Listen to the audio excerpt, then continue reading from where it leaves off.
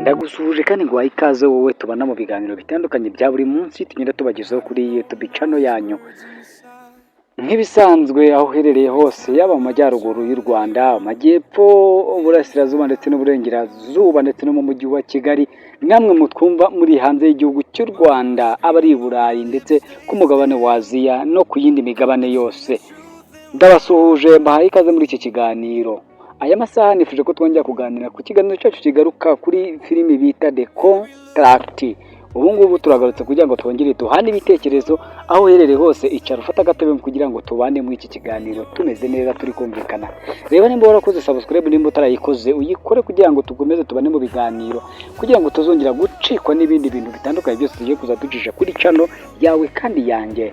Ni ukuvuga ngo ubwo duherukana hari byinshi cyane twagiye tugarukaho, ariko ubu ngubu tugiye kugaruka ku kintu kimwe cyonyine gusa, tuvuga ngo amahirwe aza rimwe mu buzima. Burya hari ukuntu uhura n'ikintu mu gitondo cyangwa ugahura n'ikintu maze icyo kintu ukacyanga, kandi icyo kintu cyari kuzakugirira umumaro. Cyangwa baravuze ngo agakoni uzakenera mu zabukuru uragacuka kabika hafi.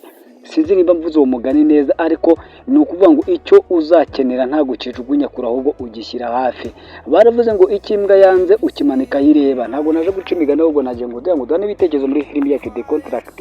Ni ukuvuga ngo aho twatangiye cyangwa aho tugereye ubu ngubu, ibintu biri kugenda bisobanuka cyangwa ibindi bikagenda bisobana ku bandi bantu bitewe n'ahantu we watangiriye. Reka ngwitse twatangiye no movie yacu cyangwa iki gitekerezo cyangwa iyi filimi, ubwo abantu babiri bari kugira ute. Niba urabyibuka cyane kuri episode ya mbere uko byagenze, ariko aho tugereye reka twibukiranye gakeya. Umugabo Nsabi yanze miliyoni 70 kubera umugore wiwe yatekereje yuko barara bamugira. Ibyo mvuze nawe urabyumvishije, ibyo utekereje ni ibyo ngibyo mvuze, nuko maranze kuvuga imbwa mu mazina yazo.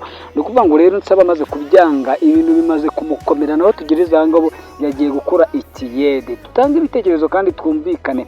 Ni gute umuntu ashobora kwanga miliyoni 70 akajya gukorera ibihumbi 4 bya buri munsi? Utekereze nimba ashobora kuba yakora ku kwezi, yaba ari guhembwa amafaranga angahe mu kwezi? Byibura yaba ari guhembwa byibura nk'ibihumbi, ufashe 4 ugakuba 3 yaba ari guhembwa nk'ibihumbi 120. None 120 ku mwaka yaba ari guhembwa miliyoni imwe ndetse n'ibihumbi 100. Uratekereza ko iki gihe cyose Nsabi yazagira miliyoni 70 byari mu rwego rw'uko ari kuvanga agomba gukora? Ni ukuvuga ngo hari abantu benshi cyane bameze nka Nsabe, abo nibo tuba tuje kwigisha. Nubwo ushobora kureba filime ukabona ni Nsabe, ariko nawe tekereza mu mudugudu w'iwanyu hari abantu ibintu bijya biza gutyo bakumva ntibakorwaho bakazashiduka bari kwicuza. Urugero nk'izi miliyoni 70 Nsabe yakizifata yashaka Nyamba akamurekanya. Nsabe yarabonye itangiriro ry'ubuzima bwiza cyane kurenza ubundi bwose, kubera ko miliyoni 70 n'amafaranga menshi cyane, ariko we yarayanze ashaka kuzana ubucucu, reka niko tubwite gutyo. Birangira ubu atangiye kujya yicuza. Ubu ngubu ari gukora ikiyede, yanze ko n'umukobwa mugurira inzu. Utekereza ko ibi bintu bijyanisha hehe? Biganisha ko Nsaba agiye kuzaba urw'amenyo ndetse imyenda ikamucikagurikiraho, dore ko atangiye kujya yicisha inzara ngo kugira ngo akorere amafaranga ngo batazamusuzugura. Burya reka mbabwire, kwihagararaho nibwo bubwa bwa mbere nabonye ku ino si y'Imana. Nushaka kugera ku bintu, nushaka kubona ibintu, ufate amahirwe. Ntabwo bakubwiye yuko abantu bose bakize ari uko bavunitse. Ntibishoboka. Amafaranga avunikiye nta gakina ajya amara. Aka kantu mukumve, amafaranga avunikiye nta kintu ajya amara. Again, amafaranga wavunikiwe nta kintu ajya ageza ku muntu, kubera ko amafaranga ashyirirwa mu byo kurya no kunywa. Akenshi na kenshi benshi iyo bakoreye bavunitse barataha bakagura inyama bakavuga ngo bagiye kunywa agasosi kugira ngo bikande. Ubwo rero aba ari ubuyobe bukomeye cyane. Ntabwo bivuze yuko abantu bakora bose bavunitse ariko batazakira, ahubwo ni ukubera yuko amafaranga avunikiye cyane nta kintu ajya ageza ku muntu. Ariko amafaranga yose ashobora kuba yakugeza ku kintu, ahubwo ikibazo cyawe ni kimwe cyonyine gusa: ni gute ayo mafaranga wayakuriye, ni gute wayasevinze, ni gute wayabitse. Kubera ko amafaranga yose yagira ahantu akugeza, kandi yagira n'ahantu wowe ugera hashimishije cyane. Ushobora guhera ku mafaranga makeya ukagera ku mafaranga menshi, cyangwa wahera ku mafaranga makeya ukagera ku mafaranga makeya. Ibyo ni ibintu byo mu buzima bwacu bwa buri munsi bushoboka. Ni ukuvuga ngo rero uyu Nsabi rero ubu iyo barimo ari kugenda, Imana yamuteye iteka itara ryiwe yari kuricanye, ariko Nsabi ntashaka ko itara ryiwe ryaka, ahubwo agakomeza kuripfundikirana gusa bitewe n'uko adashaka kumenya ibigezweho no kureba ibigezweho kugira ngo abe ari byo akora. Amambere umugore yaraje bamutwara bamuha miliyoni 70, arabyanga arazanga, garashaka urukundo rwiwe. Haje n'undi muntu uri kumukunda ari kumuheza amafaranga n'udufaranga. Nsabi ati simbishaka, ahubwo ndashaka ko tugenda mu murongo nshaka kugendamo, nimba nkennye ngendere mu murongo w'abantu bakennye, nawe witwa ugende mu uwo muryo wanjye wo kuba nkennye, apana kuzaza unyereka amafaranga.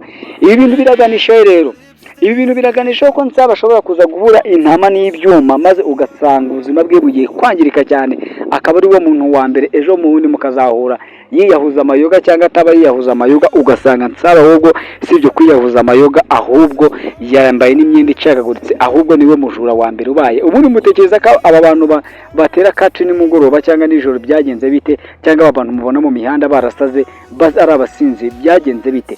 No kubera ko amahirwe yabo bayisha ubusa. Urugero dukunda gutanga ku bantu benshi cyane, rero dufate nk'abantu bavutse muri umujyi wa Kigali, usanga abantu bakoresha ibiyobyabwenge cyane muri no mujyi wa Kigali, usanga ari ba bana bavuka muri umujyi wa Kigali, ukibaza ngo byagenze bite?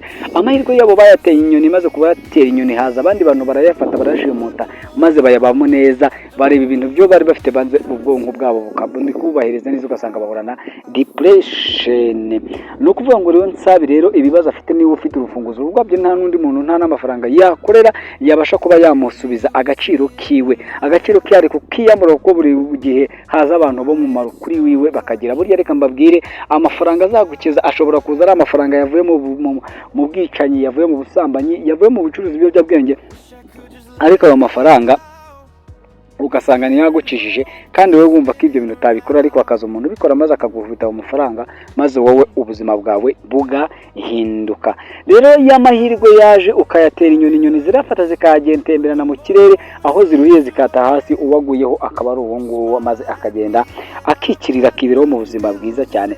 Nubwo Nyambo afitiye impuhwe Nsabi, ntago amufitiye impuhwe z'uko Nsabi yamubereye umugabo mwiza, ahubwo Nyambo uribaza ikibazo kimwe gusa, niye mpamvu Nyambo yaba yarahisemo kujya kubana na Kiramani kandi atamukunda? No kubera amafaranga. Yego, Nyambo we yamaze guhumuka, abona yuko ibintu byose kwino se twiruko tudafite amafaranga ntacyo twageraho, ahubwo dufite amafaranga abantu baza, ariko udafite amafaranga abantu baragenda.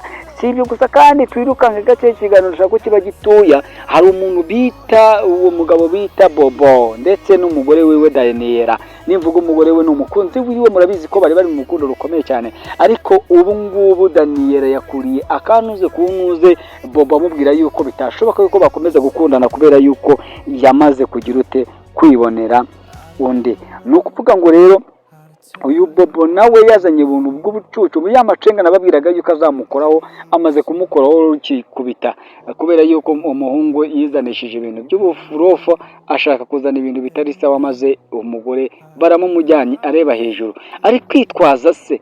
Ese utekereza ko umukobwa ugukunda atakwitangira mu buntu ibyo ari byo byose?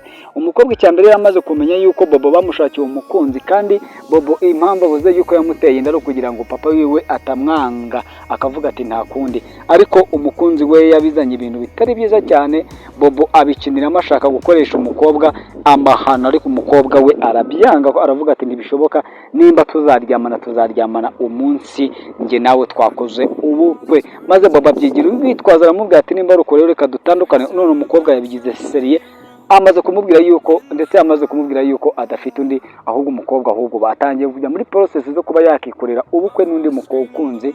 Bobo ari aho ngaho akanuye amaso nk'urudugu, cyangwa akanuye amaso gusa, niko umunyarwanda avuga, ntago ari gutukana, ahubwo akariho karavugwa. Bobo nawe yazanye ubucucu rero, yibutse ibitereko yasheshe, muko niko abanyarwanda bavuga, amazi yarenze inkombe, ariko arashaka kuyajyamo, nta nubwo ubwato bwaba bukimanukamo, ahubwo urategereza amazi agahita, amazi akagabanuka akava ku mwaro. Ni ukuvuga ati Bobo nawe rero ibibazo bigiye kumubana byinshi mu mutwe, dore yuko ise yari yamubwiye yuko nambugira ikindi kibazo aza kuzana mu bibazo, azahita amwereka icyo ashoboye cyangwa icyo abashije muri byose. Kandi kuko twamaze kubimenya yuko no mugabo nta mikino agira, ari umugome ibyo avuga yanabikora, yanamwica cyangwa akica umwana wiwe, birumvikana.